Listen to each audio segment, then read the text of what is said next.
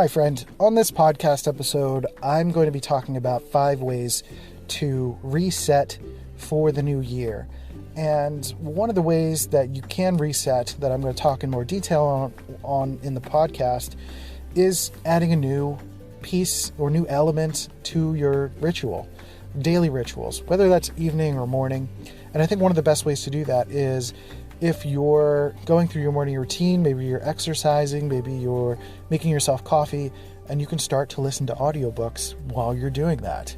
So audibletrial.com/dopamine, DOPEAMINE, that is a way that you can start to develop new habits. And I think one of the books that is available is Atomic Habits, which is all about kind of getting to know how you can shape yourself into a person who does this type of thing, maybe has better rituals, helps you, maybe if you're in an achievement focused place in your life, this can help you get into a little bit more focus.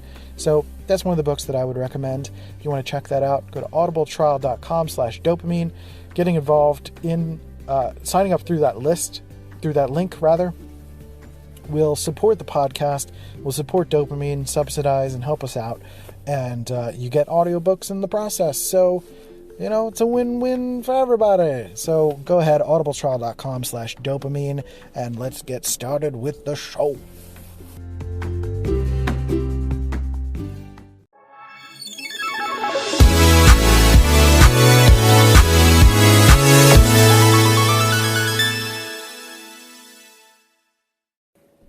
Hello there, C.Note here, and welcome back to Dopamine. I wanted to do a quick episode about 4 ways to set yourself up for a fresh new year. I use the word prime yourself in the title, but really the idea is to provide some sort of reset, some ways to sort of cleanse your space, cleanse your thinking, maybe cleanse your body, and get yourself into a good mental space, or the best mental space that you can, given your circumstances, and to kind of, just get a refresh, right? So let's just kind of jump into it. The first one is to clean your space. And your space could be your workplace, your office, your studio, your home, your bedroom. It could be wherever you spend the most time, or typically wherever you wake up is probably the best space to focus on. And now what I mean by clean your space, it doesn't necessarily need to be a super intense spick and span kind of thing, but maybe consider some of those things you've been putting off. So I did some deep cleaning recently where I took the vacuum, and it has one of those little extra pieces, little nozzles on it, the little noozles, and got onto the fridge and whatnot. Now, I wasn't super meticulous, but everything is much more... It's much cleaner. It feels fresher. There's an opportunity for walking around in my bare feet and not feeling like I'm dragging crumbs or anything around, right? And, judge me all you want with that feeling. But, as a perceiver in the Myers-Briggs system, my sense of cleanliness is maybe not up to the standards of another person's type of cleanliness. And same with my partner Molly, but we take care of ourselves, we clean things, and we've seen a lot worse. We're actually pretty good with taking care of our space. And especially as if you are a perceiver, that decision-making space, that private space is really important to keep your mind clean, to have those decision-making options to work on stuff and focus on your things that you're really deeply thinking about. Because whether or not you realize it, I mostly talk to INTPs on this podcast and on the YouTube channel. Whether or not you realize it, your external space is going to affect your motivation, your ability to know where all of your stuff is, to be able to turn on a dime and be able to do the things that you want to do, and simply not be distracted by some of those elements in your space. And it's also actually a good way to, now this is not on the list, but now that I'm thinking about it, it's a good way to start to get rid of some stuff. Sometimes clutter can be cluttering the mind as well. And I think a clean space helps keep a clean mind, in a sense. Not in the introverted sensing or introverted intuition kind of way, but clean enough to be able to navigate and get into a fresh mindset. Because some of the clearing of the clutter, when you're maybe giving clothes to Goodwill or just throwing out some old stuff that you don't need anymore, outdated things in the fridge, which, I think we all have some sort of some version of that. And clearing out some of those things is clearing out some mental space. And in a way, I don't know, I find it cathartic personally, and I think you may find that to be cathartic for you.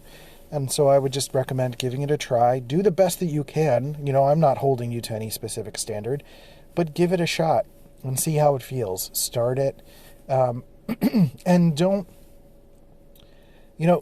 set your realistic, with all of these things, is like set a realistic perspective on these things, right? Like allow yourself to take it one room at a time or one thing at a time, or just think about what's one thing that I can accomplish today over the next few days. And it's not even about the new year necessarily being a literal deadline, but it's about, that might help. But, just pick one thing a day for the next week or so and focus on that. Get yourself reset. And it's not that there's necessarily a perfect, there's not a perfect reset point. It's not, there isn't going to be an exact moment where you're like, all right, I'm done. Right? It's just getting it to good enough and getting it to a place where you can feel like you're almost just getting rid of some things from the past that are just weighing you down. And some of that does include dirt and clutter and your own human mess, as it were, So I think that's really important. Next one is physical detox. So along with cleansing your space, cleansing your body. And that means making note of maybe some of the things that have hurt your body when you're eating them.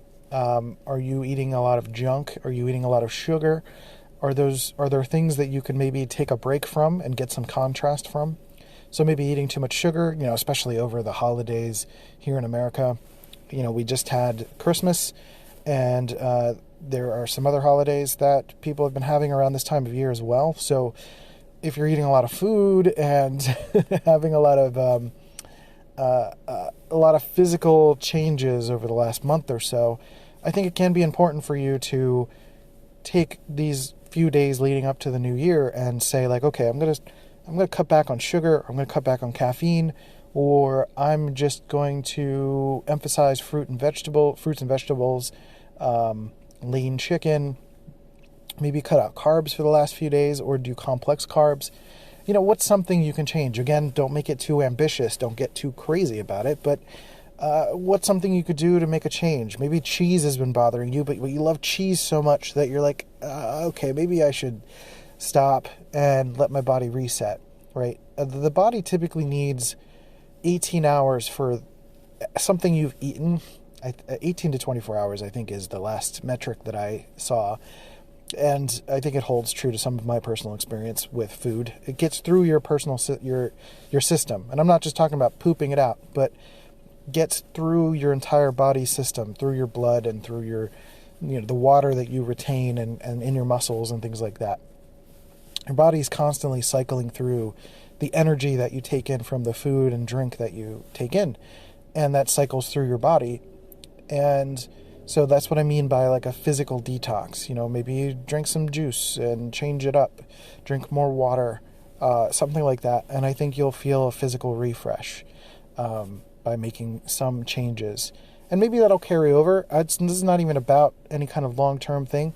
This is just getting yourself kind of refreshed, creating some contrast, because the goal for all of these things, I think in my mind, is to create contrast, because contrast reveals all things, is kind of my own personal mantra. So creating this contrast of doing the physical cleaning, maybe getting rid of some stuff, and then doing a physical, personal body-based detox, I think could help as well.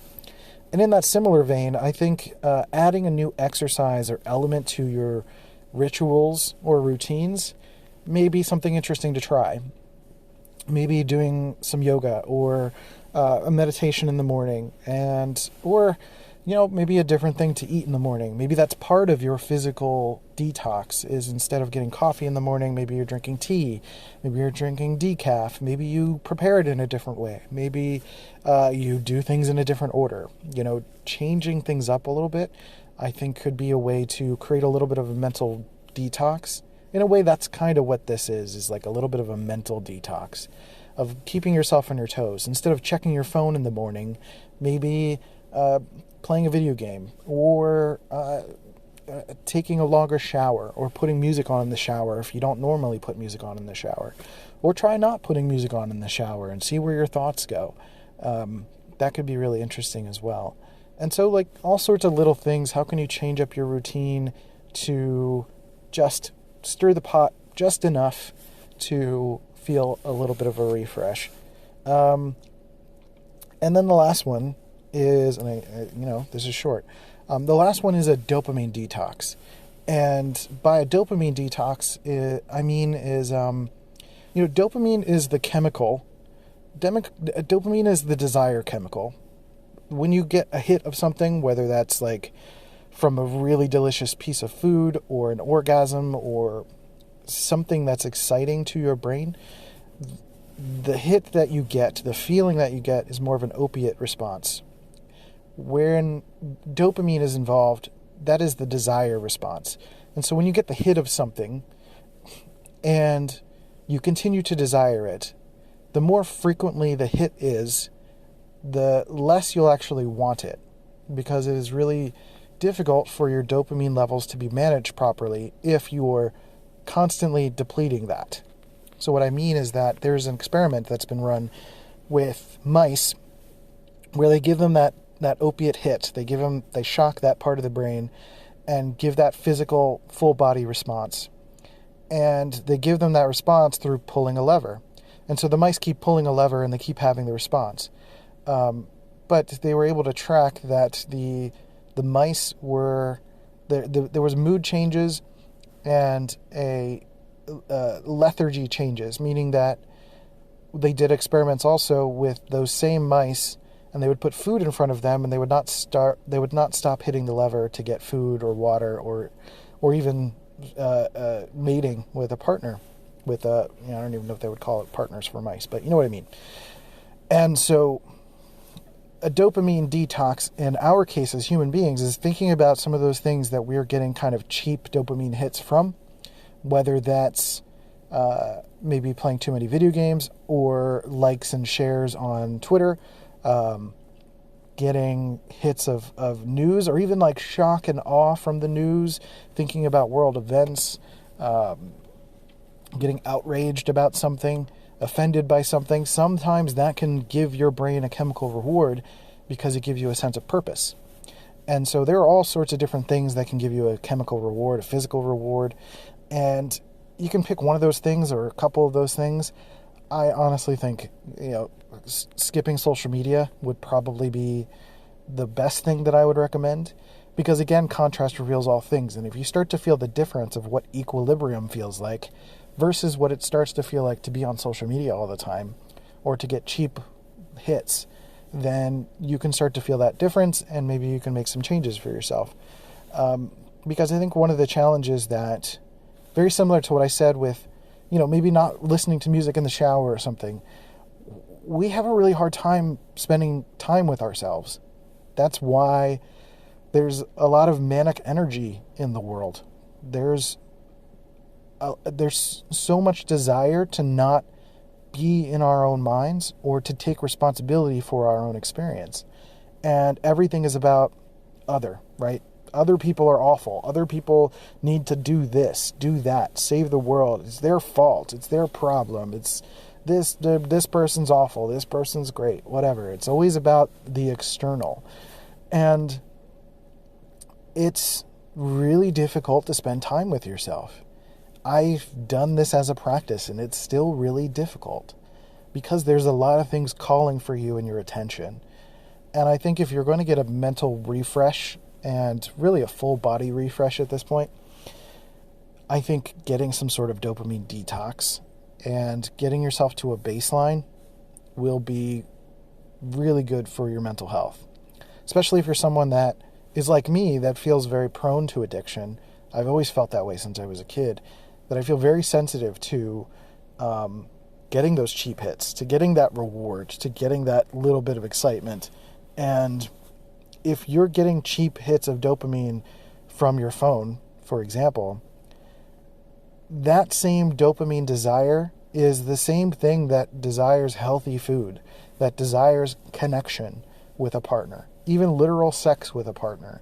If you're getting things that are not, that are replacements for that, your brain doesn't know the difference. Your brain just is activating the same reward chemical for all these different things, right?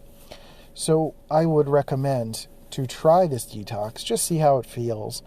And there are all sorts of YouTube videos that talk about a dopamine detox, and I would probably want to get a little bit more personally educated before I did like a full episode on this sort of thing, but I think it's really powerful and helpful, especially if you're a younger person that is, you've grown into the world of social media and grown into the world of where all of this stuff is already happening, and there's so much, like, dizziness is kind of normal.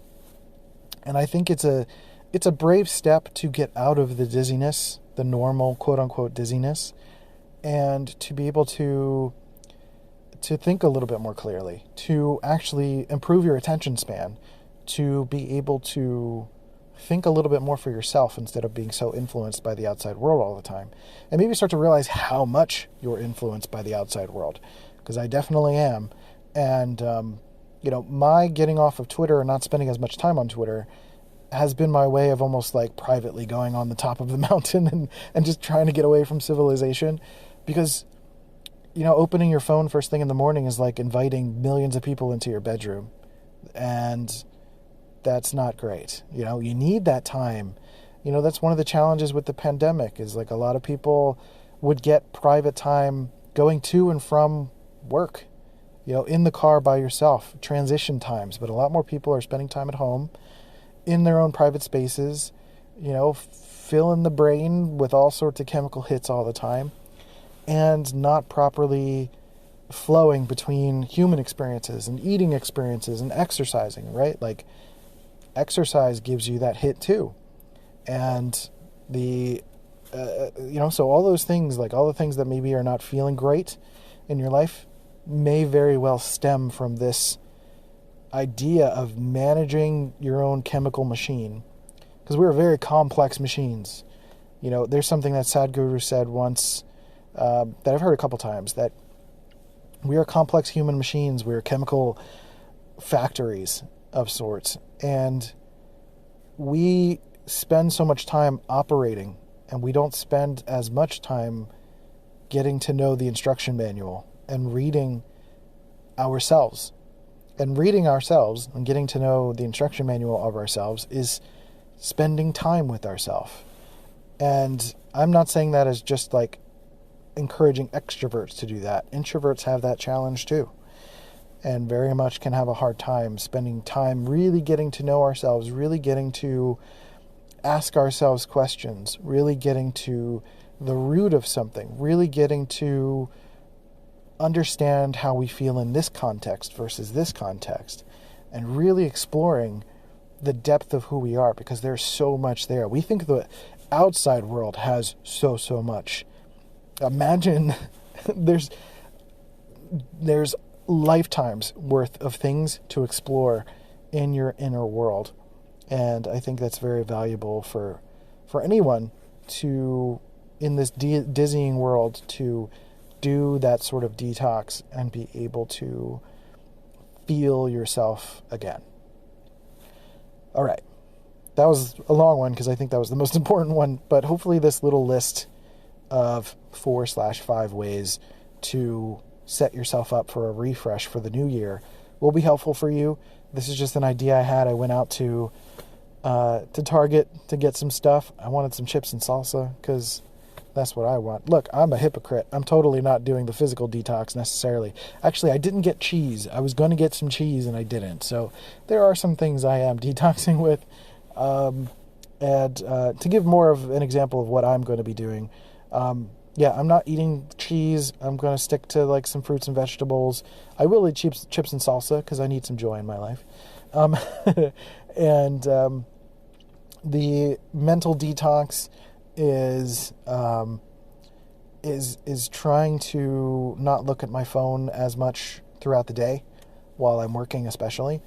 And we already did some cleaning, and the new exercise or new routine thing, I haven't really added one yet because I just thought of it. So not sure what I'm going to do there.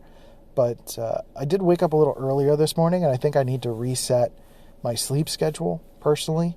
I've started to wake up way too late and go to sleep way too late. And there's getting into the circadian rhythm of the sun, I think is very helpful too, because all those cosmic forces do have an effect on us. And getting into a better rhythm, I think, is something I want to do as part of that detox. So waking up earlier, I think, will be my routine shift. And, we'll just give it a try. And again, it's about just giving it a try. Don't put too much pressure on yourself. This is not about major accomplishments. This is not even about stick-to-itiveness. This is like, try this for a week, and that's it. And then see what sticks, or you see what feels good, and then keep going. That's it. This is just encouraging you to experiment. That's really all. And what better time to do that than the new year, when it's a mental milestone of when we can start to reset.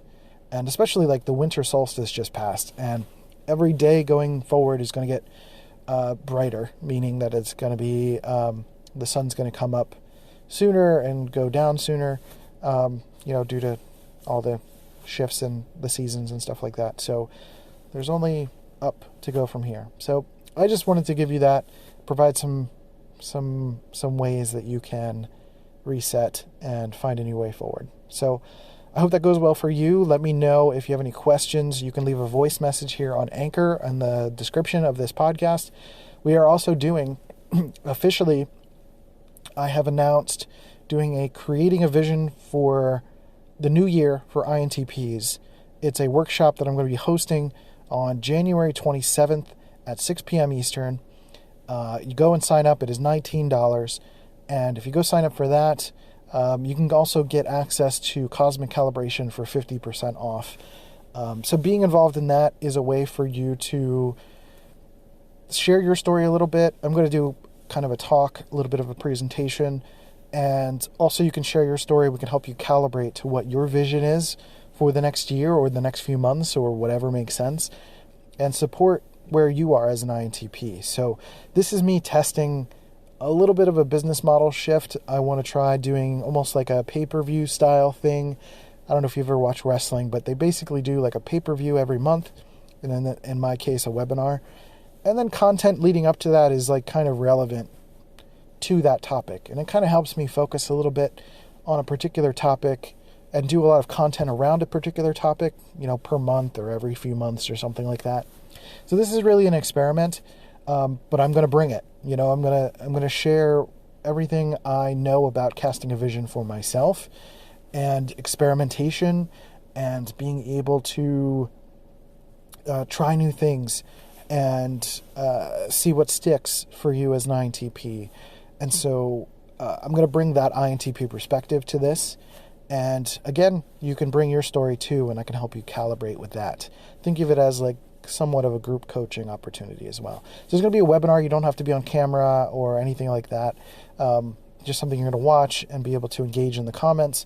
And then I can pull you on stage if you want to be on screen and want to ask a question or want to share your story. So go to dopaminepodcast.com or dopeintp.com and make sure you sign up for the email list, because I'll keep posting things about that through the email. But then at the bottom of the page, there is creating a vision for INTPs for the new year. You can sign up for that. I'll post a link in the description of this podcast as well. Check that out. I would love to see you there. I would love to have this thing work. I would love to be able to interact with you guys a little bit more. I would love to know more about your life and experience and challenges and what I can do to support you with that. So thank you for listening to Dopamine. I hope you have an excellent new year. There may or may not be another podcast before the end of the year. Probably not. I'm tired. I want to go to sleep. I'm going to eat some chips and salsa and do all that fun stuff. So I love you. Take care of yourselves and each other. And I'll catch you next time on Dopamine. See ya. This has been a C.Note Media production.